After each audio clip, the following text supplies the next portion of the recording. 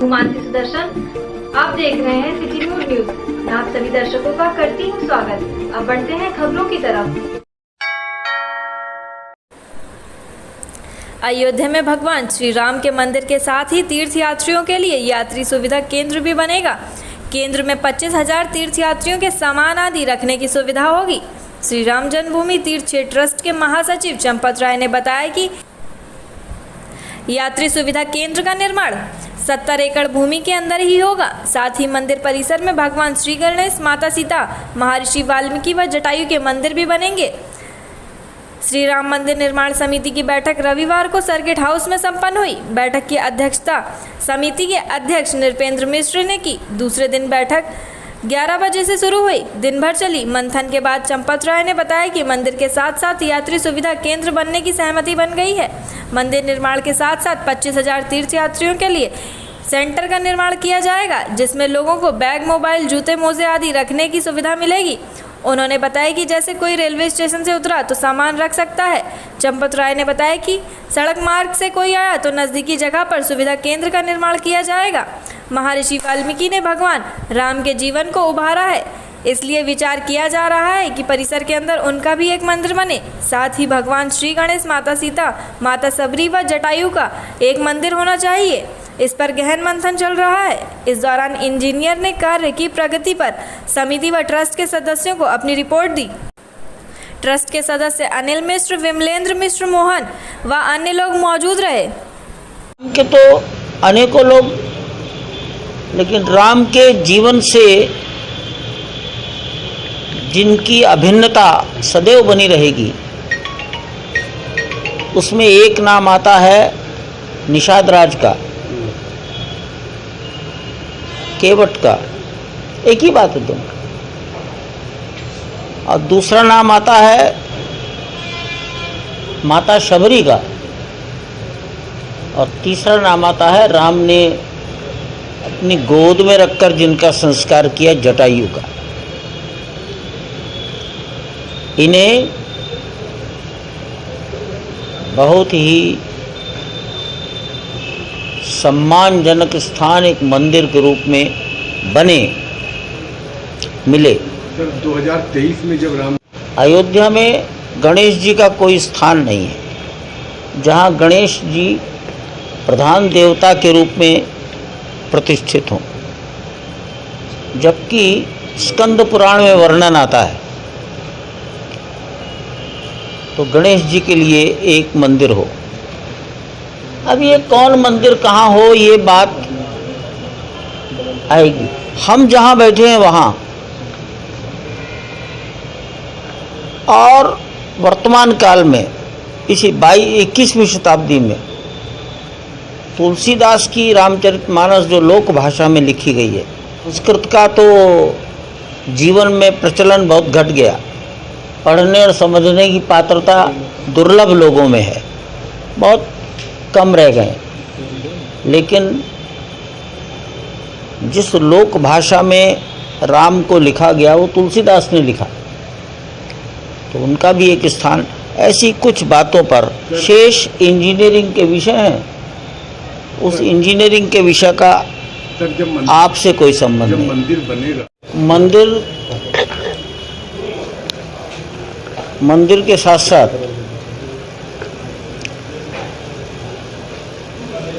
तीर्थ यात्रियों का सुविधा केंद्र साथ साथ तैयार हो, इसकी सहमति बन गई है। प्राथमिक पहले चरण में ये मानकर चला जाए कि हम 25,000 तीर्थ यात्रियों के सुविधा का निर्माण कर सकते हैं। तीर्थ यात्रियों की सुविधा का अर्थ है रेलवे स्टेशन से कोई उतरा तो कहीं सामान रख सकता है, जूता, मोबाइल रख सकता है।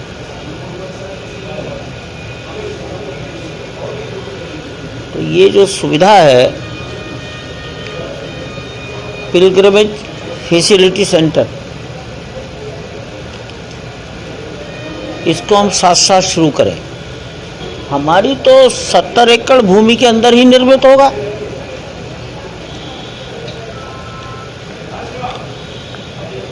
सत्तर एकड़ के बाहर तो समाज है, उसमें हमारा अधिकार क्या है?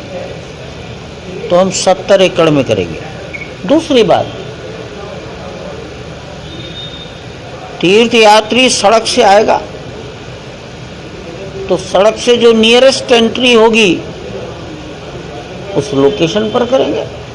लोकेशन तय की है, वो आपको समझाई नहीं जा सकती क्योंकि 70 एकड़ के अंदर का हिस्सा है। इम्पॉर्टेंट बात है, तीर्थ यात्रियों की सुविधा का केंद्र और मंदिर का निर्माण कार्य ये दोनों एक साथ शुरू हो। ये आज की एक महत्व की बात है। ये भी चर्चा आई और ये बिल्कुल सैद्धांतिक ठीक है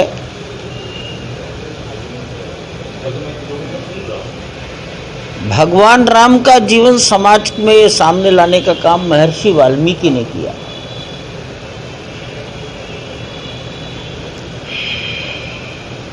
और इस धरती के सामने, सृष्टि के सामने एक नारी शक्ति के रूप में माता सीता का जीवन आना चाहिए। अयोध्या के नया घाट स्थित बहराइच मंदिर में बुद्ध पूर्णिमा, राम रचित मानस पारायण एवं श्री दुर्गा सप्तशती के अनुष्ठान आदि की पूर्ण आहुति के पश्चात यज्ञ हवन के साथ पूरी विधि विधान के साथ संपन्न करते हुए विशाल भंडारे का आयोजन किया गया, जिसमें समस्त साधु संत एवं भक्तों ने प्रसाद ग्रहण किया। वहीं स्थान के महंत शिव मोहन मिश्रा ने बताया कि पूर्णिमा के अवसर पर सभी को अपना स्नेह एवं सामाजिक संदेश प्रदान करते हुए कहा कि हम सभी को भगवान बुद्ध के नैतिक एवं सामाजिक मूल्यों का पालन करते हुए अपनी चिरकाल से चली आ रही वैदिक स्नातक संस्कृति को अक्षुण्ण रखना है एवं भारत को विश्व पटल पर विश्व गुरु के रूप में स्थापित करवाना है, जो हम सभी के समुचित प्रयास से ही संभव होगा। बैसाख की बुद्ध पूर्णिमा थी, उस पर भंडारा था। इसके साथ क्या कार्यक्रम हुआ मंदिर में? जी, भगवान की आरती स्तुति हुई। वो वैसे तो रोज़ होता है, लेकिन भंडारे से पहले आरती स्तुति हुई, इसके बाद में भंडारा हुआ। लोगों ने प्रसाद पाया, संत महात्माओं ने। कौन कौन लोग? इसमें बहुत लोग थे, नाम कहाँ तक हम बता पाएंगे। बुद्ध पूर्णिमा के अवसर पर क्या संदेश देंगे आप? ये आज विशेष महात्मा है बुद्ध पूर्णिमा का, उसी के उपलक्ष्य में। कौन सा मंदिर है ये? श्री सीताराम निवास स्थान बहराइच मंदिर, श्री शिव मोहन मिश्र। अयोध्या के रामघाट स्थित लवकुश नगर में श्री भगवान धाम मंदिर के महंत सियाराम दास जी के महाराज का साकेतवास हो जाने के बाद श्री भगवान धाम मंदिर के उत्तराधिकारी महावीर दास को भगवान धाम मंदिर का नवगत महंत विधि विधान पूर्वक बनाया गया। इस महंती कार्यक्रम में अयोध्या के संत महंतों की उपस्थिति में पूजा अर्चना के बाद संत महंतों ने कंठी चादर देकर श्री भगवान धाम मंदिर का महंत महावीर दास को बनाया और मंदिर की जिम्मेदारी सौंपी गई। इस अवसर पर अयोध्या के सभी संत महंतों ने साकेतवासी महंत सियाराम दास जी की प्रतिमा पर माल्य अर्पण कर नमन किया। वह महंती समारोह के शुभ अवसर पर भंडारे का आयोजन हुआ, जिसमें अयोध्या के साधु संत श्रद्धालुओं ने भंडारे का प्रसाद ग्रहण किया। इस महंती के शुभ अवसर पर भरत दास, बजरंगबली दास, काशीदास, मिथिला बिहारी दास, गंगा दास व डॉक्टर रमाकांत यादव, रामधर दास आदि सैकड़ों लोग मौजूद रहे। महाराज जी के साकेतवास के उपलक्ष्य में यहाँ पे महंताई स्वामी श्री सियाराम दास जी महाराज का साकेतवास हो गया 29 तारीख को, जो है अप्रैल में। उसी के उपलक्ष्य में महंताई हो रहा है और जो है महंताई के साथ साथ भंडारा का आयोजन किया गया है। इसी के लिए यहाँ कौन कौन लोग आज इस कार्यक्रम में सम्मिलित हुए? स्थान श्यामा सदन के श्री महंत जी आए थे और जो यहाँ के जानकी घाट के महाराज जी को निमंत्रण गया था वो नहीं आया, उनके स्थान से जो आए थे। अयोध्या के सारे साधु संत महात्मा लोग आए। इतनी बड़ी जिम्मेदारी आपको मंदिर की? जिस तरह से साधु परंपरा की जो ये व्यवस्था चली है उसी तरह से हम इसका निर्वाह करने की कोशिश करेंगे और पूर्णतः निर्वाह करेंगे। क्या नाम आपका? महावीर दास हमारा नाम है, भगवान धाम, लवकुश नगर, अयोध्या। आज यहाँ अयोध्या धाम में लवकुश नगर रामघाट में श्री सियाराम दास महाराज के साकेत वास हो जाने के उपलक्ष्य उनके उत्तराधिकारी के रूप में श्री महावीर दास को महंत की गद्दी प्रदान की गई। इसमें अयोध्या के गणमान्य संत लोग पधारे थे, सब अपना आशीर्वाद दिए, इनको कंठी माला दी गई और उसी के उपलक्ष्य में आज यहाँ विशाल भंडारे का आयोजन किया गया, जिसमें दूर दराज के सभी साधु संत और जितने अनुयायी हैं सब आके प्रसाद ग्रहण किए। यही आज का भंडारा है, यही आज का उद्देश्य है। इनको कंठी माला उनके उत्तराधिकारी के रूप में श्री महावीर दास जी महाराज को दी गई। डॉक्टर रमाकांत यादव। आज श्री सियाराम दास जी महाराज के साकेतवास के उपलक्ष्य में यहाँ पर उनका भव्य भंडारा हुआ है और श्री हनुमान दास जी महाराज का महावीर दास जी का ये महंती हुई है। उसमें जो अयोध्या के गणमान्य महापुरुष महंत लोग हैं वो लोग आकर के तिलक चद्दर आदि कंठी दे के प्रदान किया और इस प्रकार से एक कार्य आज समाप्त हुआ। क्या नाम आपका? अपना काशीदास नाम है। जिले के विकासखंड तारुन में महीने से रखौनी बेरूगंज मार्ग की मरम्मत का कार्य रुक जाने के चलते दर्जनों गांव के लोगों को बड़ी परेशानी का सामना करना पड़ रहा है। सड़क डालने गए बड़े बड़े बोल्डर पत्थर की चपेट में आने से लोग चोटिल हो रहे हैं। लगभग 6 महीने पहले कार्यदायी संस्था द्वारा प्रधानमंत्री ग्रामीण सड़क योजना के तहत 6 किलोमीटर मार्ग का निर्माण कार्य कराया जा रहा है, जिसके बीच में कार्य रोककर ठेकेदार भाग निकला। ग्रामीण ने इसकी शिकायत मुख्यमंत्री के टोल फ्री नंबर पर भी की, परंतु अभी तक कोई कार्रवाई नहीं हुई है, जिससे आक्रोशित ग्रामीणों ने सड़क पर खड़े होकर धरना प्रदर्शन कर जल्द ही मरम्मत का कार्य पूर्ण करने की मांग की है। दरअसल विकासखंड तारुन के रखौनी चौराहे में बेरूगंज बाजार तक प्रधानमंत्री ग्राम सड़क योजना के तहत 342.13 लाख रुपए की लागत से सड़क का निर्माण कार्य लगभग 6 माह पूरा कार्यदायी संस्था आरएस विभाग द्वारा शुरू कराया गया, जिस पर विभाग द्वारा रखौना चौराहे की तरफ से निर्माण कार्य शुरू कराया गया, जिसमें महीनों पहले से ही सड़क की तारकोल की परत को उखाड़कर उस पर गिट्टी बिछा दी गई है। तो वहीं लगभग 1.5 किलोमीटर तक सड़क की दोनों पटरियों पर बड़े बड़े बोल्डर की गिट्टी का ढेर लगा दिया गया, जो पूरी सड़क पर फैली हुई है। महीनों से 6 किलोमीटर लंबे मार्ग पर बसे लगभग दर्जनों गांव लोगों ने विरोध कर प्रदर्शन सड़क निर्माण कार्य किए जाने की मांग करने लगे। ग्रामीणों ने बताया कि सड़क की मरम्मत का कार्य शुरू होते ही ग्रामीणों में खुशी की लहर थी। लगभग 1 महीने पहले से ही काम रुक जाने के चलते ग्रामीणों में आक्रोश व्याप्त हो गया है। इस मार्ग पर बसे गांव में शादी विवाह के दौरान कई लोग सड़क पर चलने के दौरान साइकिल और बाइक से चोटिल हो चुके हैं। वहीं दूसरी तरफ सड़क पर निर्माण कर रुक जाने पर बेरूगंज निवासी देवराज पांडे ने 1076 डायल कर शिकायत कर जल्द निर्माण कार्य शुरू करने की मांग किया था, जिस पर विभागीय कर्मचारियों द्वारा निस्तारण कर आख्या भी दे दी गई। परंतु वहीं मुख्यमंत्री ऑफिस से इसका फीडबैक जब देवराज पांडे से लिया गया तो उन्होंने फोटो सहित बताया कि अभी तक इस मामले में कोई निस्तारण नहीं हुआ है, सड़क जस की तस अधूरी है, जिसके बाद पुनः जांच कर कार्रवाई का आश्वासन दिया गया है, परंतु अभी महीने बीतने को हैं, सड़क का कार्य शुरू नहीं हुआ है। मेरा नाम शिवप्रकाश तिवारी है। ये सड़क 6 महीने क्या 8 महीने हो गए ऐसे खुदी हुई पड़ी है और इस पर ऐसे पत्थर डाल दिया है। आए दिन इस पर कोई न कोई साइकिल से कोई मोटरसाइकिल से गिरता रहता, चोट लगती रहती है। बच्चों को स्कूल जाना मुश्किल हो गया। अगर कोई बीमार हो जाए तो आने जाने के लिए साधन सब बंद है, इस पर कोई कुछ लेके जा नहीं सकता है।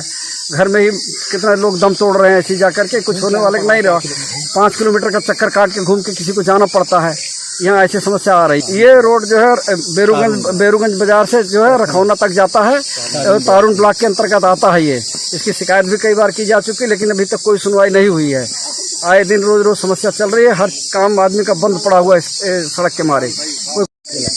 मेरा नाम हनुमान प्रसाद तिवारी है और ये रोड जो है 6 महीने से लगभग बन रहा है और बोल्डर इसी तरह पड़ा, कभी इस पर रोलर भी नहीं चला है और बहुत लोग इस पे गिर जा रहे हैं। न बच्चे जा पा रहे हैं विद्यालय, कोई आटा पिसाने कहीं जा रहा है।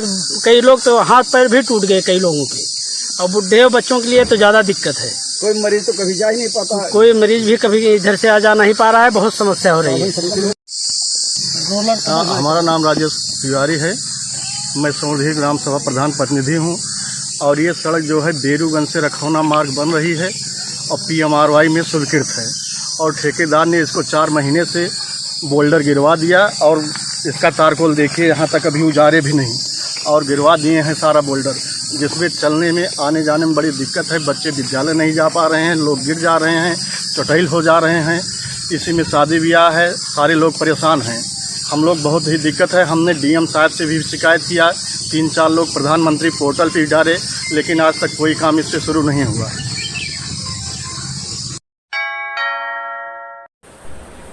अयोध्या में भी आज कांग्रेस कार्यालय कमला नेहरू भवन पर तथागत भगवान बुद्ध की जयंती पर कांग्रेस जनों ने भगवान बुद्ध का जन्मोत्सव मनाया। इस अवसर पर मुख्य अतिथि के रूप में उपस्थित पूर्व प्रदेश डॉक्टर निर्मल खत्री ने भगवान बुद्ध के चित्र पर माल्यार्पण कर दीप प्रज्वलित किया।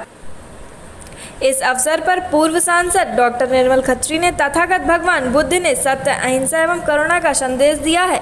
भगवान बुद्ध ईश्वर का अवतार माने जाते हैं। उनका जन्म दुनिया के कल्याण के लिए हुआ था। वो अत्यंत भावुक और संवेदनशील थे। वहीं राम नरेश मौर्य ने कहा कि आज पूरा विश्व और देश भगवान बुद्ध के बताए हुए सिद्धांतों पर चल रहा है। हम लोग बुद्ध जी के अनुयायी हैं, उनके बताए हुए मार्गों को आत्मश्रद्धा कर रहे हैं। कार्यक्रम का संयोजन पूर्व विधानसभा प्रत्याशी रीता मौर्य ने किया। इस कार्यक्रम की अध्यक्षता पूर्व जिला अध्यक्ष रामदास वर्मा तथा संचालन महानगर अध्यक्ष वेद सिंह कमल ने किया। इस मौके पर कांग्रेस के सैकड़ों लोग उपस्थित रहे।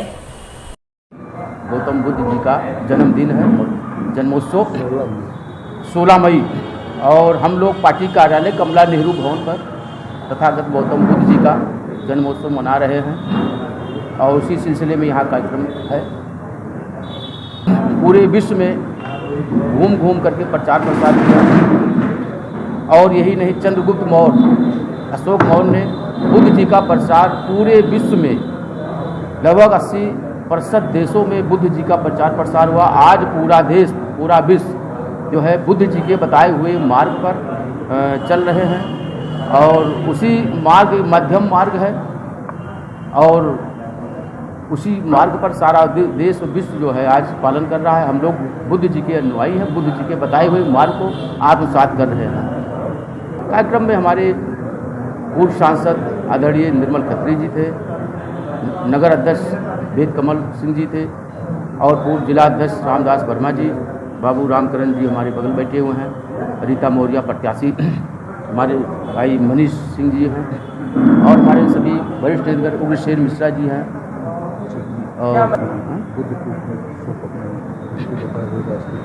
बुद्ध जी के जो है बताए हुए मार्ग पर हम लोगों को, पूरे भारत के विश्व को आत्मसात करना चाहिए। तभी देश में जो हाहाकार मचा है, जो आज लोग गलत दिशा भ्रमित हैं, वो दिशा भ्रमित तभी रुकेगा कि जब तक बुद्ध जी के बताए हुए मार्ग पर नहीं चलेंगे। सत्य का पालन करना चाहिए।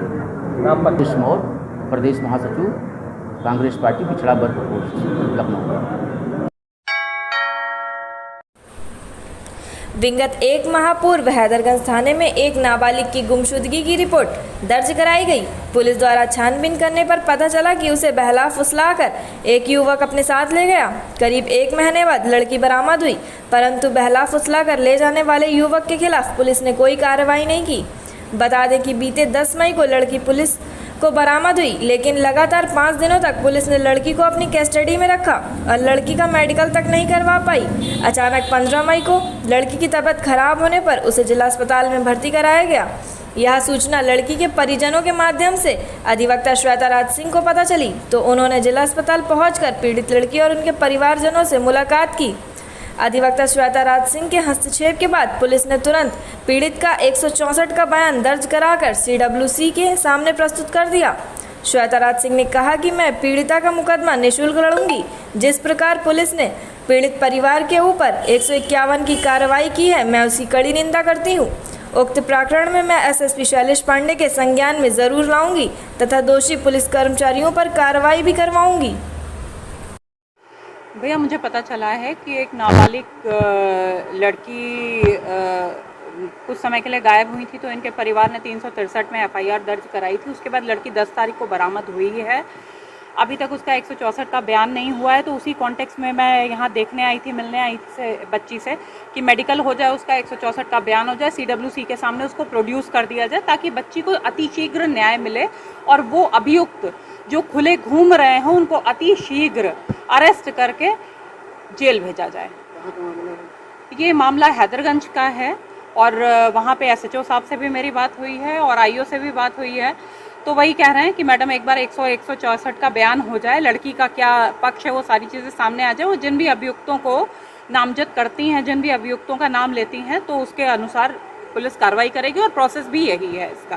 मामला जो है का आरोप है कि उनको 151 का चालान दिया है, ये मामला देखिए ऐसा है कि मैं इस के तो सख्त विरोध में हूँ, क्योंकि वो जो 1 महीने से परिवार प्रताड़ित रहा है ना, कि उसका बच्चा नहीं मिल रहा है, तो बट नेचुरल है कि कभी कभी वो आपे से बाहर हो जाते हैं, कभी कभी क्या हमेशा आपे से बाहर हो जाते हैं। आज मेरे पास ऐसी अनेक समस्याएं हैं, रोज़ आती रहती हैं, जहाँ पे बेटियां गायब हैं घरों से और कोई कार्रवाई नहीं हो रही है, तो लोग बहुत दुखी होकर के ये बताते हैं। अब वो दुख अपना पुलिस के सामने व्यक्त कर रहे हैं और 151 की कार्रवाई हुई है, तो ये सही नहीं है। SSP साहब बहुत संवेदनशील हैं, मैं इस मामले को उनके संज्ञान में अवश्य डालूंगी। मुझे पूरा यकीन है कि वो इस पर कुछ ना कुछ इसका संज्ञान लेके इस पर कुछ ना कुछ कार्रवाई करेंगे। आज के लिए बस इतना ही, कल फिर मिलेंगे इसी समय इसी चैनल पर। अब हमें दीजिए इजाजत, नमस्कार।